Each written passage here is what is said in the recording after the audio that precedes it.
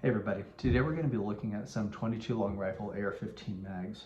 We're going to go through them, we're going to go and talk about what the features are, what some of the pros and cons are, and how to make them work, and what sort of functionality you should expect with regards to last round hold open and bolt catches and things like that.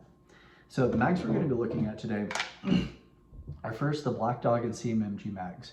I'm just going to talk about the CMMG mags, but at the end of the day, these are basically the same. You can see the design and everything is similar, and these companies have both been making these forever, and I think they're the two most common mags that are out on the market. Next, we're going to look at the Black Dog Magazine's Gen 3 mag,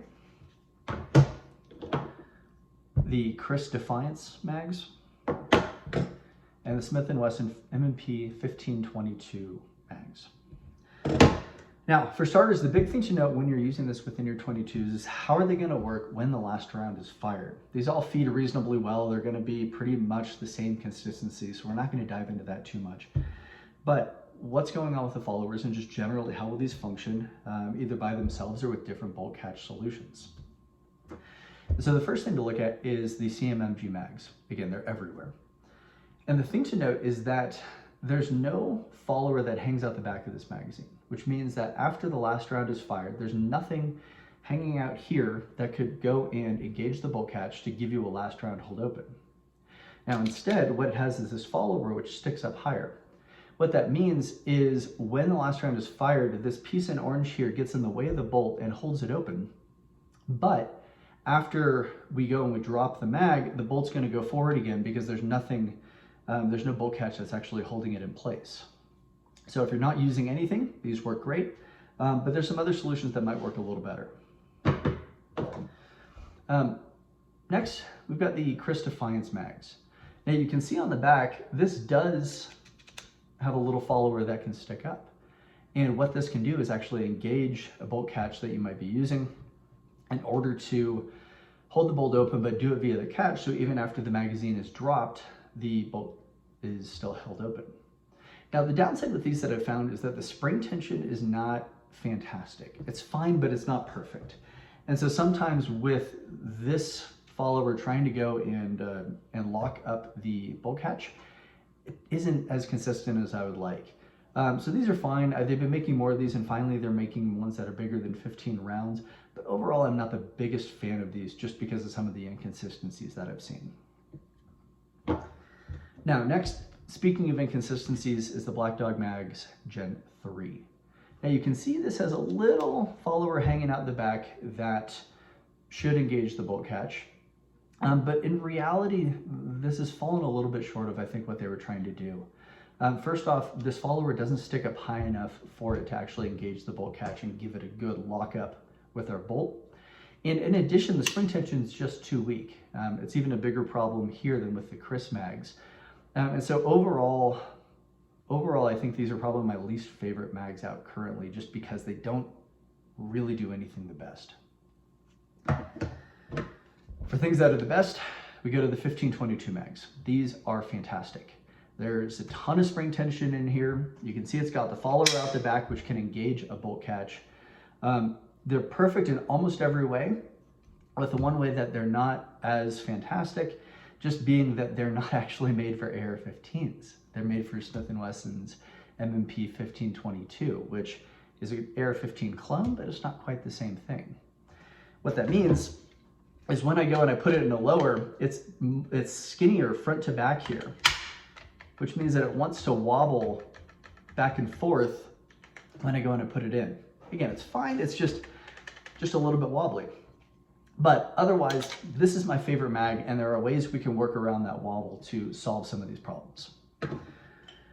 So from here, let's take a look at how these are actually going to work and some of the functionality we can expect. So what I'm going to do is put my upper on, and I'm going to load a single dummy round in each of these mags. So we'll just manually cycle the bolts to get an idea for how it works. Okay, so first, let's look at the CMMG mag. So this is going to be my last round that's fired. What happens is when the bolt goes back, loads it. When it's fired, the bolt gets in the way of that orange thing. You can see the follower there holding the bolt open. But when I go and drop the mag, bolt goes closed. Now, next, and something I forgot to do is actually put something in here for catching the bolt. In this case, we're using the AR-22 V2 adapter. So next, let's take a look at the Black Dog mag. Put it in, recycle.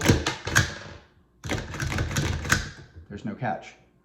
So if I've got this follower and I've got weak spring tension, again, it's not really doing the trick, don't use these. KRISS mags.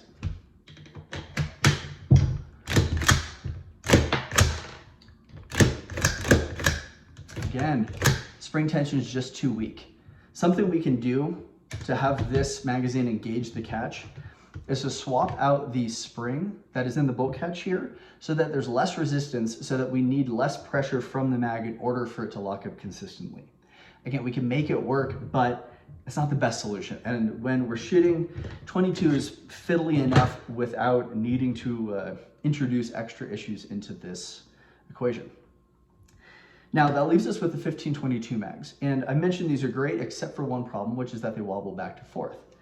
And for that, there's a couple solutions of how we can get around this. The first is with a stick-on adapter.